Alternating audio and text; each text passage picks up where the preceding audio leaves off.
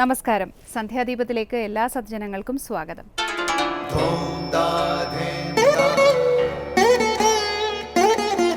ശുഭം ഭവതു കല്യാണമായുസാരോഗ്യവർദ്ധനം സർവദുഃഖ വിനാശായ സന്ധ്യാദീപം നമോസ്തുതേ. നാമം ജപായനം പുണ്യം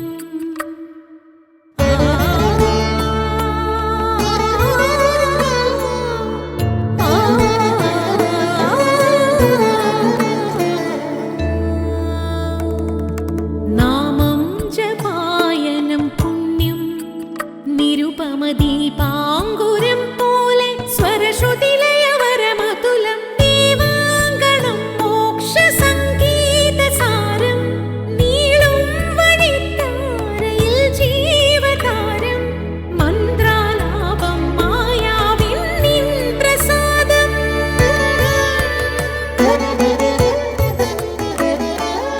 ഇരുൾ നീങ്ങിയുണരുന്ന തെളിനാളദീപം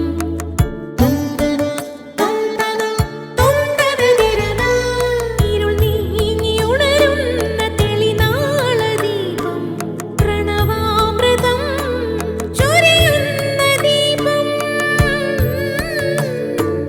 ദീപം ദീപം ദീപം ദീപം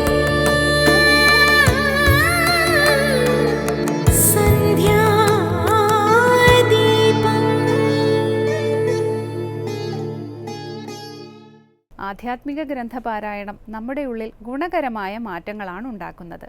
അധ്യാത്മരാമായണത്തിലെ ലക്ഷ്മണ ഉപദേശം ശ്രദ്ധാപൂർവം പാരായണം ചെയ്യുന്ന ആളിന് കോപത്തിൻ്റെ അനർത്ഥങ്ങൾ മനസ്സിലാകും. ഭഗവത്ഗീത നിത്യവും വായിക്കുന്ന ആളിന് അനാസക്തമായി കർമ്മം ചെയ്യേണ്ടതിൻ്റെ ആവശ്യം മനസ്സിലാകും. ദേവി മഹാത്മ്യം ശ്രദ്ധയോടെ പാരായണം ചെയ്യുന്നയാൾക്ക് ഭഗവതിയുടെ സർവ്വവ്യാപകത്വം ബോധ്യപ്പെടാതിരിക്കില്ല. ഇങ്ങനെ ഓരോ ഗ്രന്ഥത്തിനും അനേകം സ്ഥലങ്ങളിലായി വർത്തിച്ചിട്ടുള്ള അനേകം തത്വങ്ങൾ നിത്യപാരായണം ചെയ്യുന്നയാളിൻ്റെ ഉള്ളിൽ പ്രവേശിച്ച് അയാളെ ആന്തരികമായി പരിവർത്തനം ചെയ്യിക്കും. ഈ ആന്തരിക പരിവർത്തനം അയാളുടെ ജീവിതത്തിൽ ആകമാനം ഭാവാത്മകമായ മാറ്റം വരുത്തുകയും തത്ഫലമായി അയാൾക്ക് സർവ്വസത്ഫലങ്ങളും കൈവരിക്കാനുള്ള യോഗ്യത ഉണ്ടാകുകയും ചെയ്യും. ഈ വിധത്തിലും പാരായണം അനുഗ്രഹങ്ങൾ ചൊരിയുന്നു. തുടർന്ന് ശ്രീ കാവാലം ശ്രീകുമാർ പ്രശ്നോത്തര രത്നമാലിക ആലപിക്കുന്നത് കേൾക്കാം.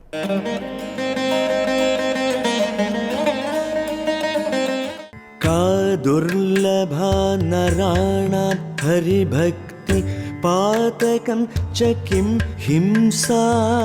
കാ ദുർലഭ നരാണാം ഹരിഭക്തി പാതകം ച കിം ഹിംസാ.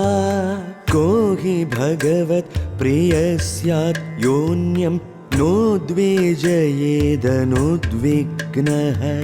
को हि भगवत् प्रिय स्यात् योन्यं नोद्वेजयेदनुद्विग्नः. അടുത്തതായി ശങ്കര സ്തോത്രാമൃതം.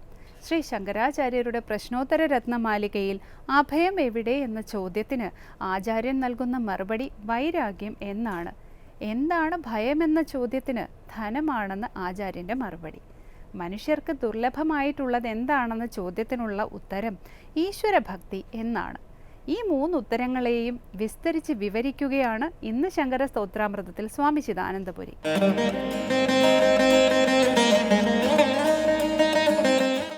പ്രശ്നോത്തര രത്നമാലികയിൽ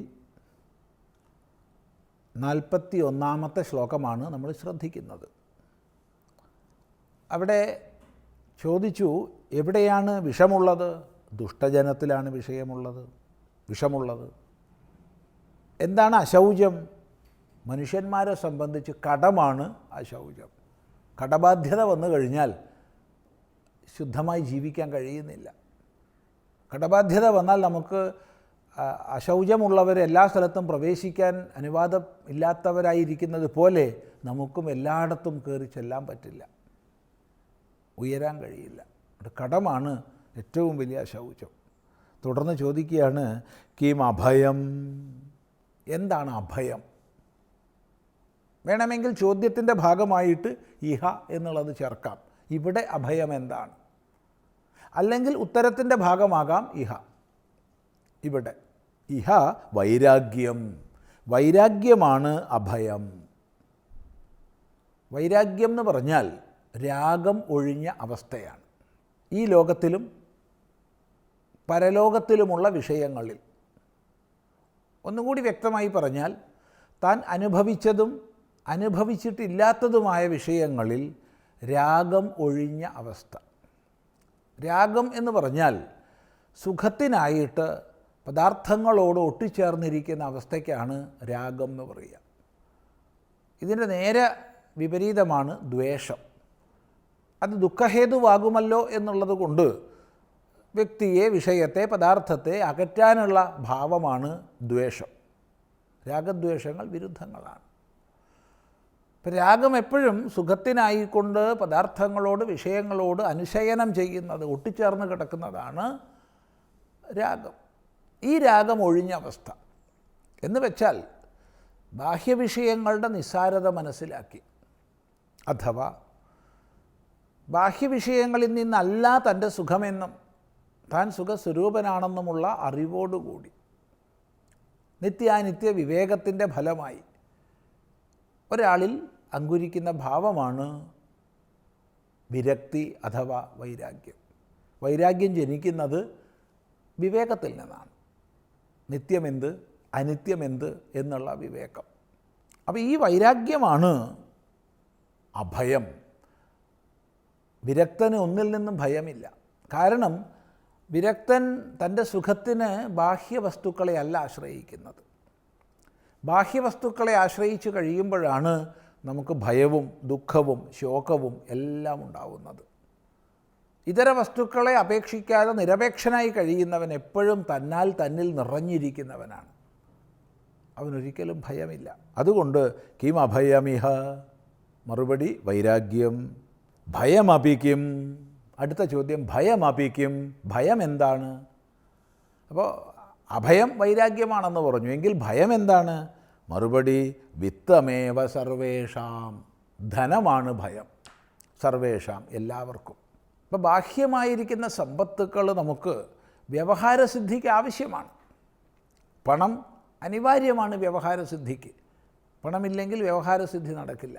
പക്ഷേ വ്യവഹാരസിദ്ധിക്ക് അപ്പുറത്തുള്ള ധനം, അത് ദുഃഖമാണ്, ഭയമാണ്.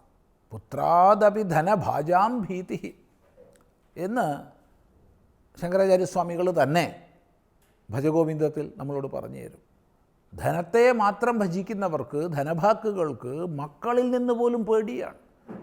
മക്കൾ പൈസ നശിപ്പിക്കുകയോ, ചോദിക്കുകയോ, കൊണ്ടുപോകുകയോ, മോഷ്ടിക്കുകയോ എന്നൊക്കെയുള്ള ചിന്തയാണ്.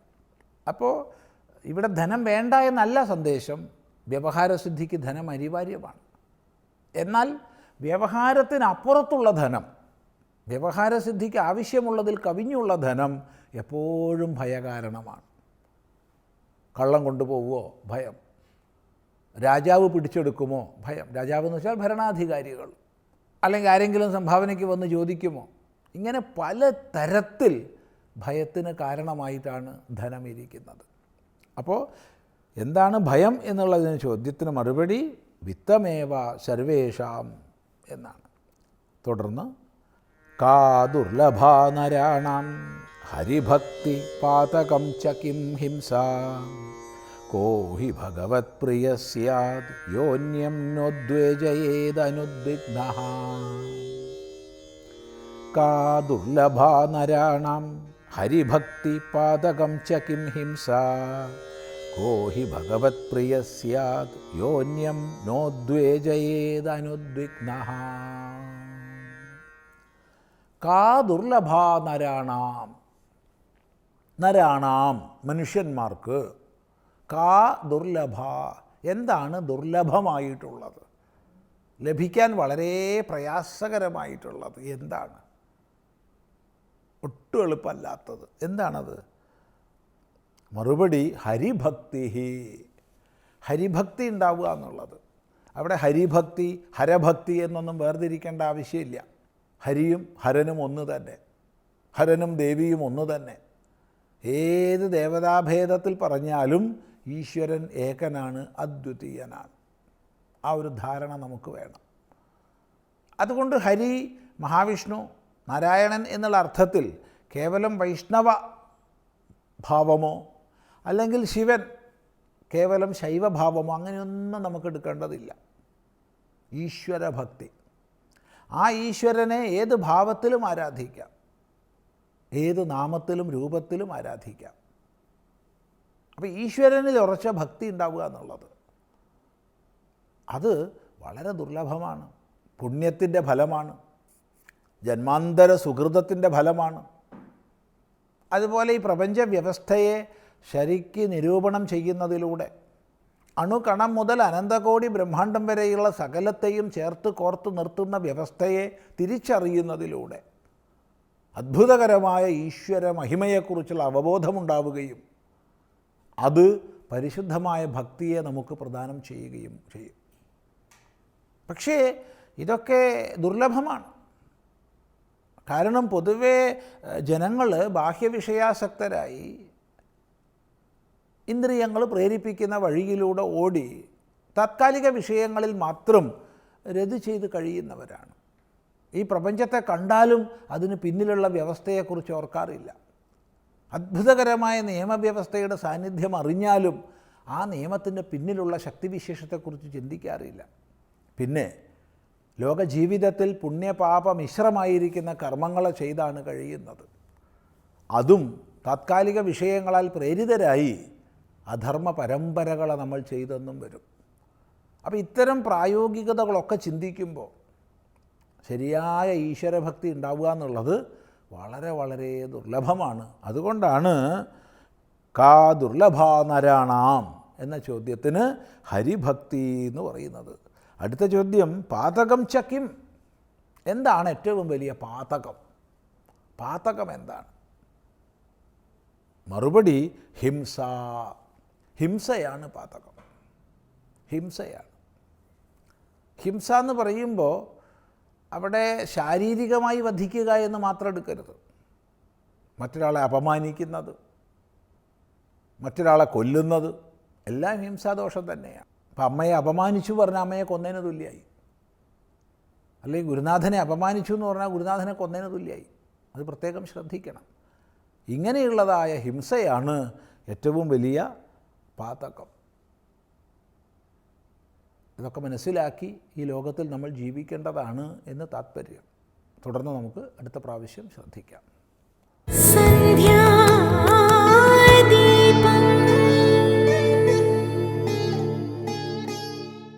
തുടർന്ന് സനാതനധർമ്മം.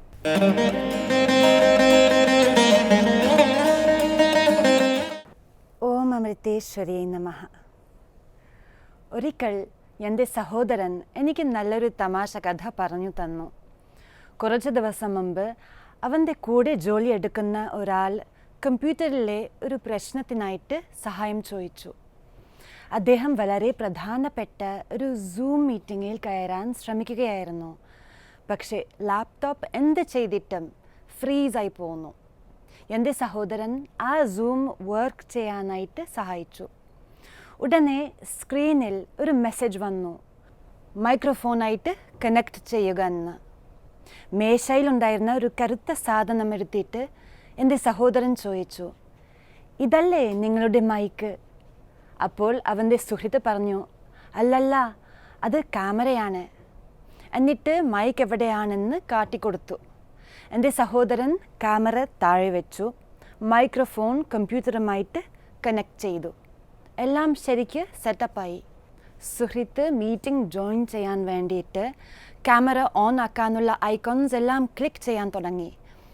പക്ഷേ അദ്ദേഹത്തിൻ്റെ മുഖം സ്ക്രീനിൽ വന്നപ്പോൾ രണ്ടു പേർക്കും വലിയ ഷോക്കായി.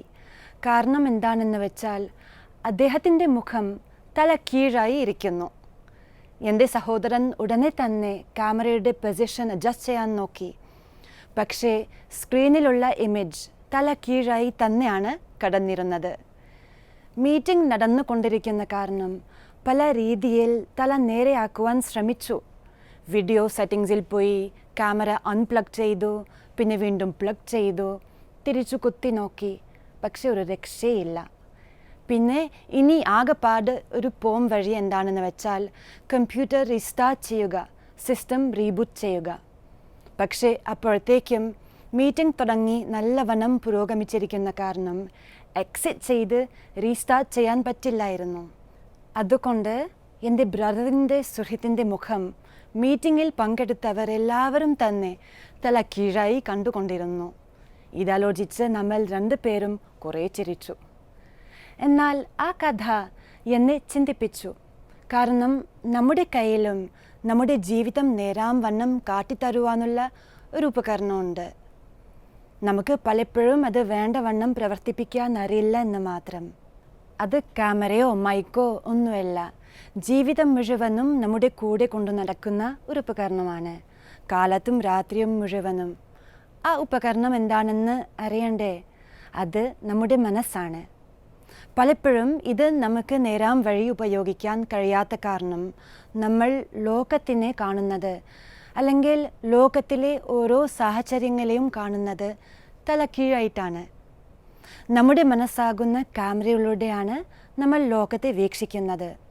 തീർച്ചയായിട്ടും ആ ക്യാമറയുടെ ലെൻസിൽ എന്തെങ്കിലും കേടുപാട് വന്നാൽ നമ്മുടെ കാഴ്ചയും വികൃതമായിരിക്കും. അമ്മ എപ്പോഴും നമ്മളോട് പറയും, നമ്മൾ ഒരു മിക്സിയോ ഒരു വാഷിംഗ് മെഷീനോ മറ്റ് ഉപകരണങ്ങളോ വാങ്ങുമ്പോൾ അതെങ്ങനെ ഉപയോഗിക്കണം എന്നുള്ള ഒരു യൂസേഴ്സ് മാനുവൽ ഉണ്ടാവും. അത് നേരാം വണ്ണം വായിച്ചാൽ മാത്രമേ നമുക്ക് ആ മെഷീൻ എങ്ങനെ ശരിക്കും ഉപയോഗിക്കണമെന്ന് അറിയുകയുള്ളൂ. ഒരു മിക്സി പോലും കേടില്ലാതെ ഓടിക്കണമെങ്കിൽ ആ യൂസേഴ്സ് മാനുവലിൻ്റെ നിർദ്ദേശങ്ങൾ പാലിക്കണം.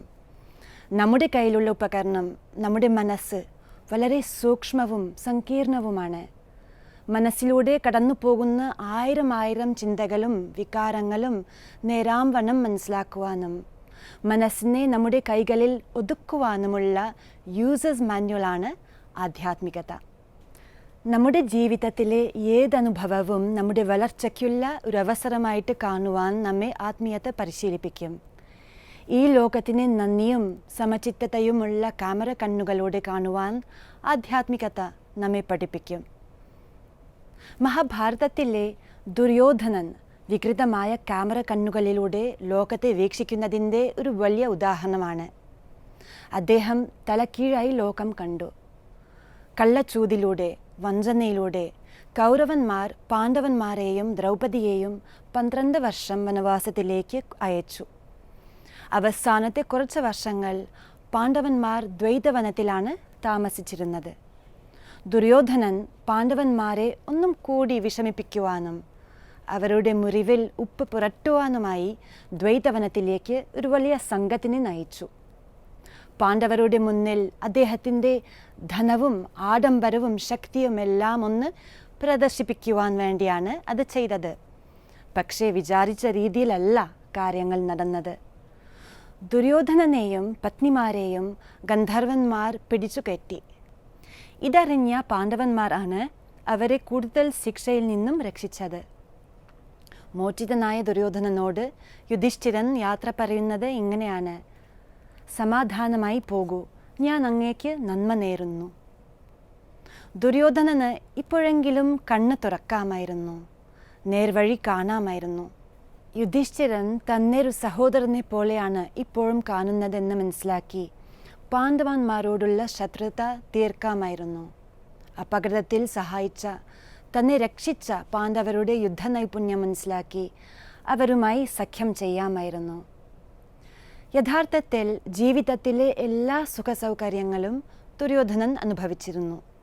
ശത്രുക്കൾ എന്ന് കരുതിയവർ പോലും മിത്രങ്ങളാണെന്ന് അറിയുവാനുള്ള അവസരം വരെ ജീവിതം ദുര്യോധനന് ഒരുക്കിക്കൊടുത്തു. ജീവിതത്തിനോട് നന്ദി തോന്നാമായിരുന്നു. പക്ഷേ നേരെ മറിച്ചാണ് സംഭവിച്ചത്. നന്ദിക്ക് പകരം അയാളുടെ മനസ്സ് വിദ്വേഷം കൊണ്ടും അപമാനം കൊണ്ടും നിറഞ്ഞു. ആ വികൃതമായ ചിന്തകൾ ആത്മഹത്യയുടെ വക്കിലേക്ക് വരെ ദുര്യോധനനെ എത്തിച്ചു. നമുക്ക് തോന്നും നമ്മൾ ദുര്യോധനനെ പോലെ അല്ല എന്ന്. തീർച്ചയായുമല്ല. പക്ഷെ ചിലപ്പോൾ ചില സന്ദർഭങ്ങളിൽ നമ്മുടെ ചിന്തകളും അതേ രീതി പിന്തുടരുന്നു. ചിലപ്പോൾ ചെറിയൊരു ബുദ്ധിമുട്ട്, നിസ്സാരമായ ഒരു തടസ്സം, അത് മതി നമ്മെ അഗാധമായ നിരാശയുടെ കുഴിയിലേക്ക് തട്ടിയിടാൻ.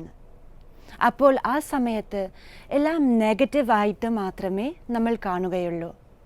അങ്ങനെ വരുമ്പോൾ നമ്മൾ നമ്മളെ സ്വയം വലിച്ചു താഴ്ത്തിയിടും, നമ്മുടെ ചുറ്റുമുള്ളവരെയും വലിച്ചു താഴ്ത്തിയിടും.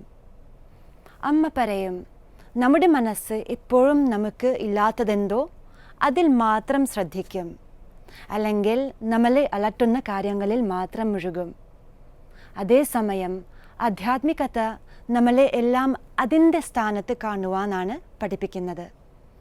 ആവശ്യമില്ലാത്ത കാര്യങ്ങൾക്ക് അനാവശ്യമായിട്ടുള്ള പ്രാധാന്യം കൊടുക്കാതിരിക്കാനും നമ്മളെ ആധ്യാത്മികത പഠിപ്പിക്കുന്നു. ഇല്ലാത്തതിനു വേണ്ടി കൊതിക്കുന്നതിന് പകരം ഉള്ളതിൽ നന്ദിയുള്ളവരാകുവാൻ നമ്മെ പ്രാപ്തരാക്കുന്നു. ആധ്യാത്മിക തത്വങ്ങൾ ഉൾക്കൊണ്ട് ജീവിതത്തിനോട് നന്ദി പുലർത്തുവാനായി നമുക്ക് അമ്മയോട് പ്രാർത്ഥിക്കാം. ഓം അമൃതേശ്വരിയേ നമഃ.